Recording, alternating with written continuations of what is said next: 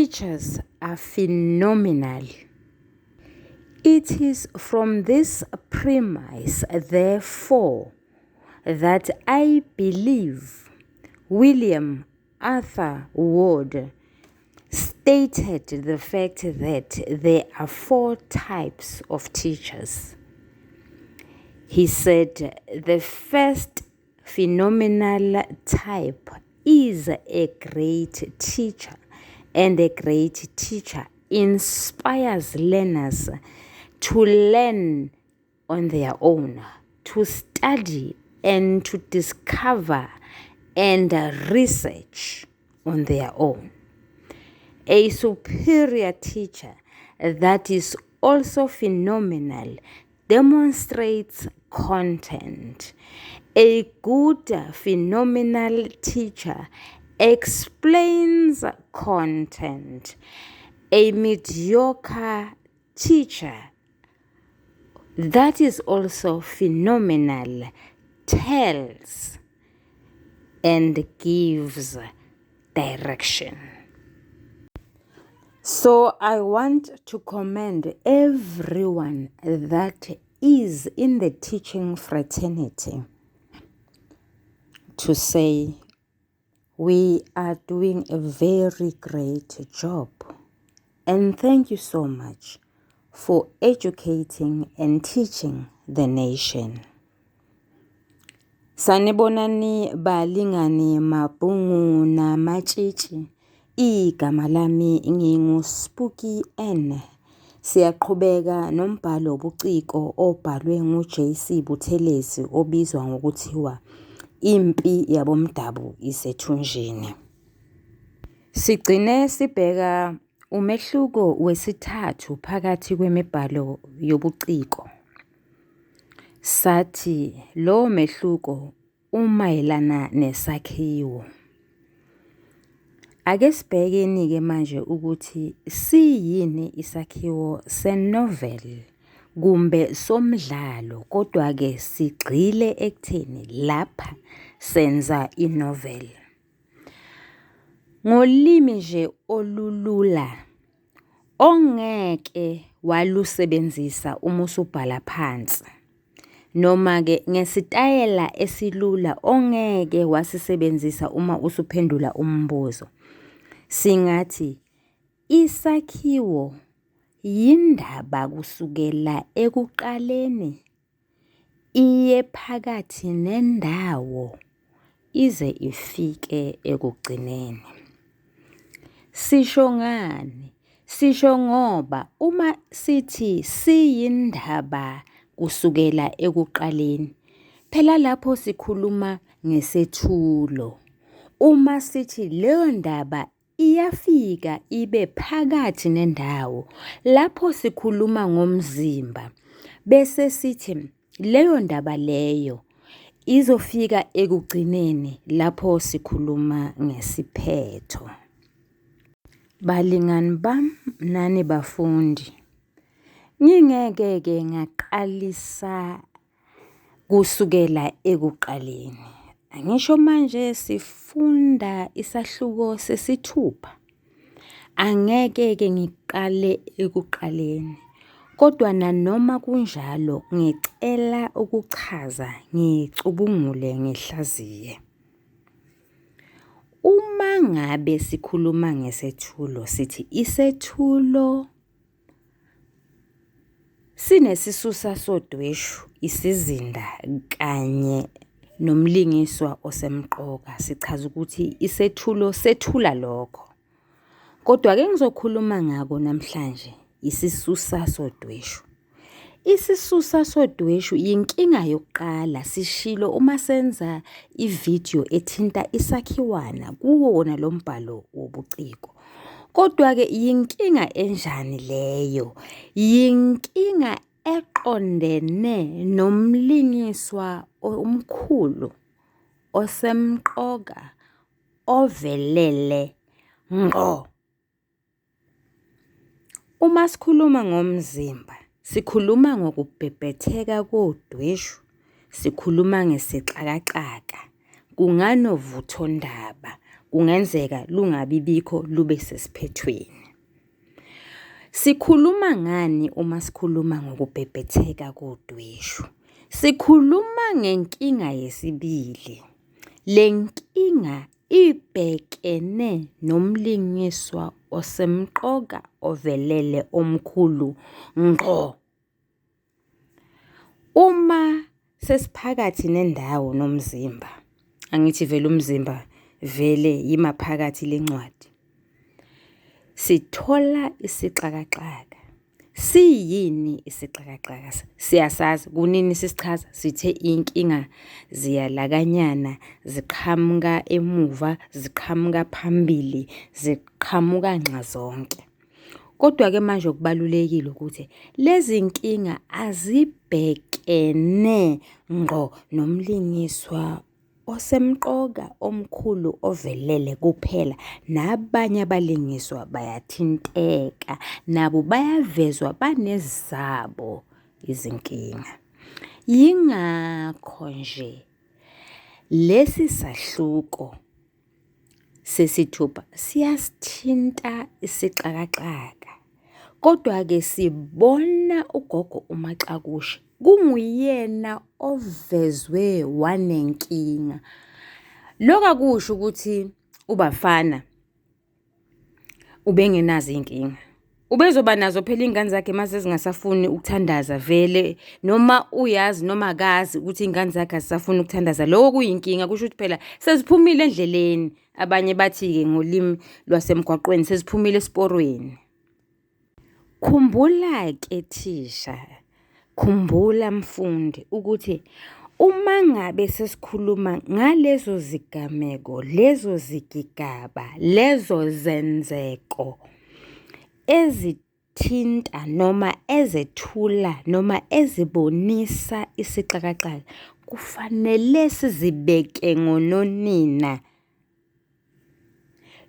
Ake siboneke, ziqalaphi izinkinga zikaMaxakushe ngoba la sithola isixakaxaka. uMaxakushe uyehluleka ukuntungela amaseko aleli khaya. Kwenziwa yini lokhu? Kwenziwa ukuthi laba bazali balezi zingane ahlala nazo abanaso isinqe. Uma kuke kwenzeka baba sekhaya kokhala izingcingo zikhalile, bayophendula izingcingo bephendulile. Ngesinye isikhathi uzothi ubabonile babe sebephume ngomnyango. Akwenzeki nje ukuthi kuhlalwe phansi njengomndeni kuxoxwe.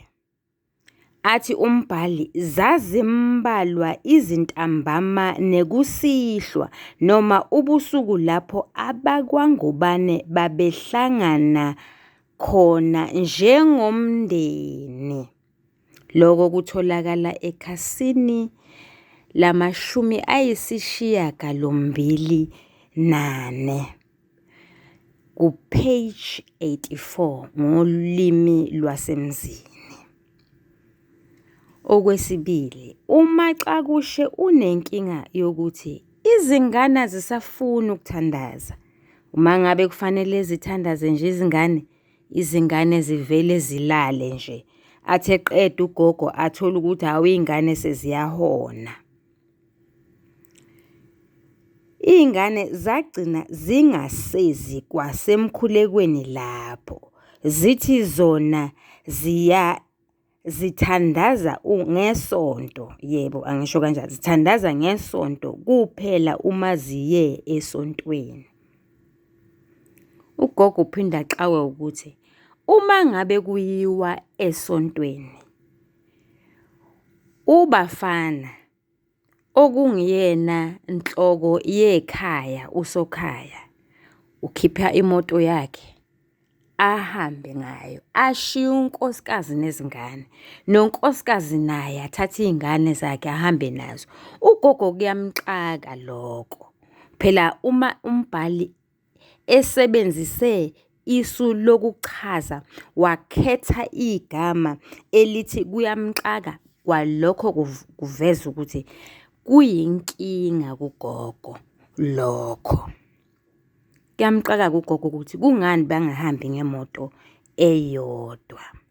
Kuyamxaka ugogo ukuthi la ekhaya kufika abangani bakankosikazi kuhlalwe ezincwadini kwaphela. Uma ngabe kufike abesilisa okungabangane bomyeni kaMamthimkhulu, kuphuzwa ugologo, kuvetezwe isingisi kwaphela. Lokhu ugogo kuyamkhathaza. Noma umbhali angashongo, kodwa ugogo uzibuza ukuthi baba naso nini isikhathi sokuhlala phansi baxoxe nezingane zabo. Umbhali uphinde aveze izingane zomakhelwane ke manje ukuthi nazo ziba nenkinga. Ake sibone laphayana ku page 85 ngolimi lwasemzini, the last but one paragraph. Uthini umbhali? Uthi zazima ngaphandle kwesango zilunguze ezinye izingane, zihawukela ukungena kodwa zingalingi zingene.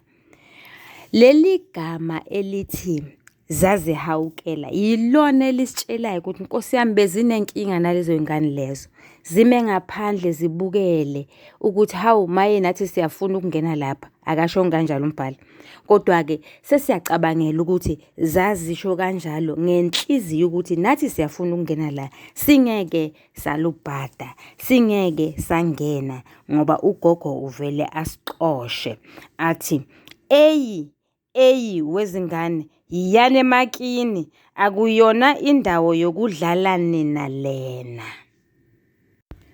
Ugogo uMaxakushe uphinde abe nenkinga ngenkathi izingane seziveteza isingisi sodwa, zingamnaki noma ekhona.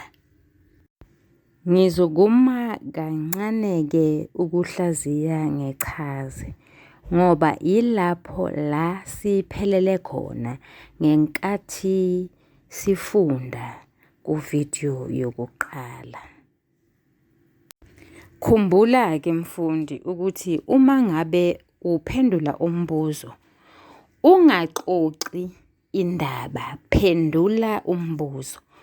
Ukuze lokhu kuzwakale kangcono, ngizocela ukuthi ngifunde isigaba esilandelayo la, ukuze lesigaba lesi ngisihlanganise nalokhu esiqeda kuxoxa ngako okuyisixakaxaka. Ngizoqala lapho ngigcine khona. Kufundeka ngalolu hlobo. Lokhu kukhuluma isingisi kukaMaxakushe kwadala indida ezinganeni. Zaqala zakuthokozela, kodwa kwathi ngokuhamba kwesikhathi kwacaca ukuthi ugogo useyezwa manje, akuselula ukuba zimhlebe. Zawakhetha manje izingane amagama ezowakhuluma uma kukhona ugogo. Wayethi uma esathe shelele ukuyobona umhlobo wakhe wasemzimkhulu khona lapha eMlazi, zisizakale izingane. Zazimkhuthaza ukuba ayobona umhlobo wakhe njalo, kanti zizenzela ithuba lokuba zishaye izingcingo, zidle indendende, futhi zithole nokuvula i-TV ngezikhathi ezingavunyiwe. Cela ukuma lapho. Uma siqhubeka nesixakaxaka singathi izingane zinenkinga. Ugogo useyasizwa manje isingisi. Ziyazama-ke nokho ukuba zimxoshe, zimkhuthaze ukuba ahambe ayovakashela umngani wakhe.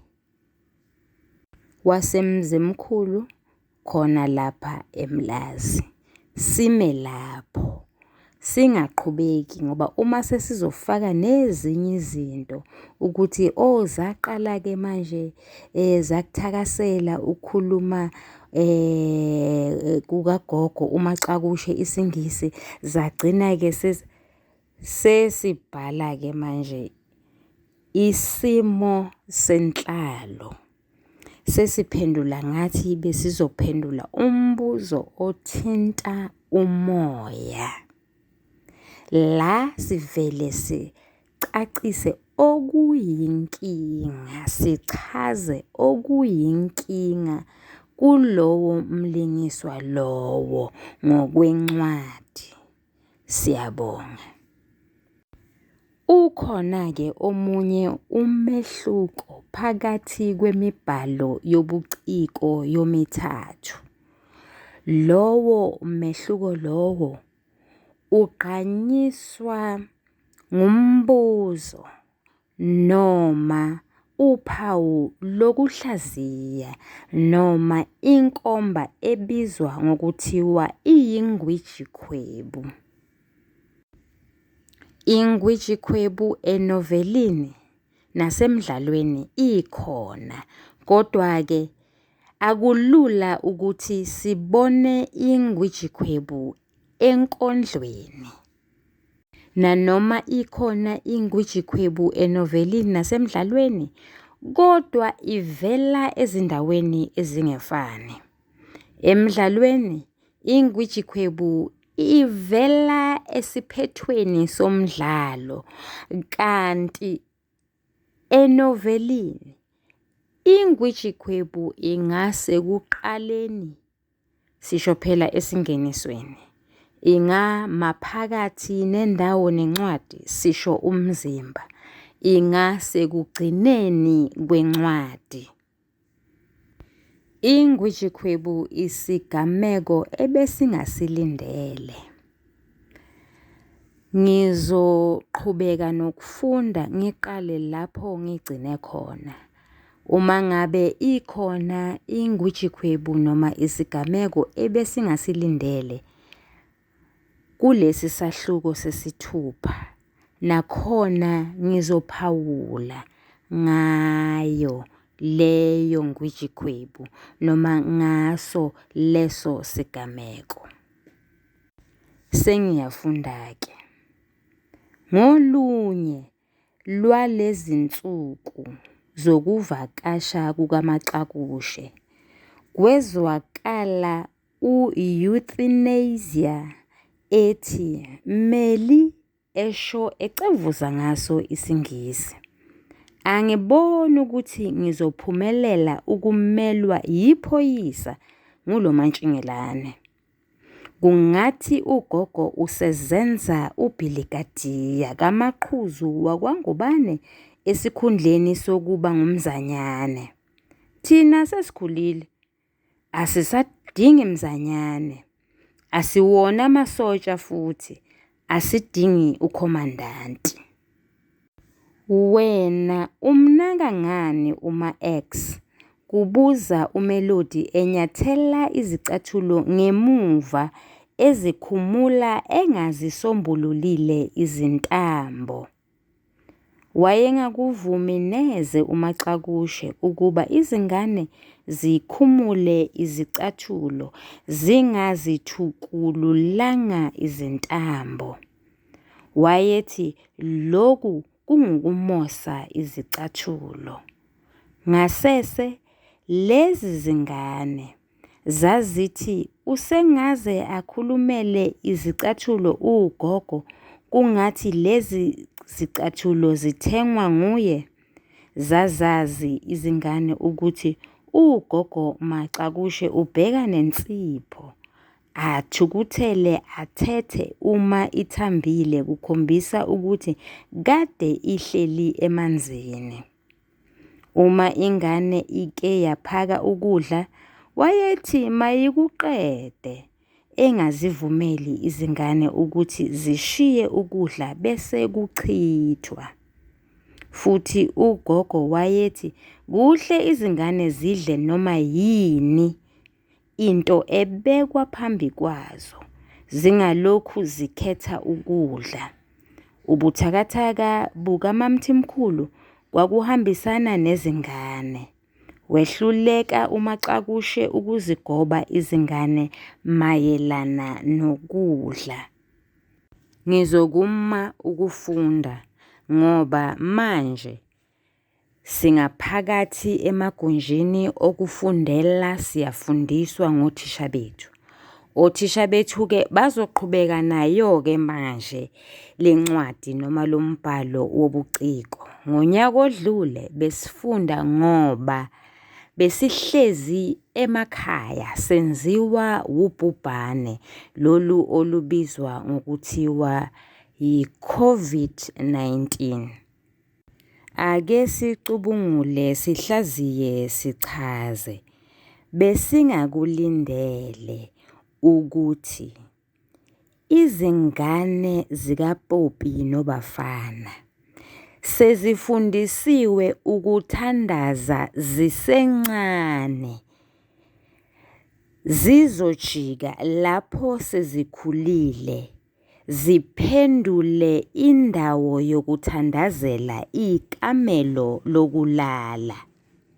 Besingakulindele ukuthi ngenkathi uMaxakushe eseveteza isiNgisi uzokhushulelwa imali ngama-50 kuphela, lokho esithi ngesiNgisi phecelezi ngu-R50. Asikulindele nje ngoba uPopi ubesesikhundleni esiphakeme emsebenzini wakhe ehola kangcono. Yingani-ke manje esethi umekhuphulela umuntu iholo alikhuphule ngemali encane ngalolo hlobo? Uma ngabe ukhona umfundi noma umlingani ofuna ukwazi kangcono ngeNgutjikhwebu, makaye kuyo yona le chaneli ayobuka alalele ividiyo ethi noma ividiyo emayelana nomoya neNgutjikhwebu. Nisale kahle. Ningakhohlwa ukusubscribe kunamashaneli amathathu. Eyokuqala yiyo yona le ethi isiZulu Grade 12 Intervention. Eyesibili ithi isiZulu FAL The Chat Room. Eyesithathu ithi The Curriculum Breakdown Grade 10 to 12.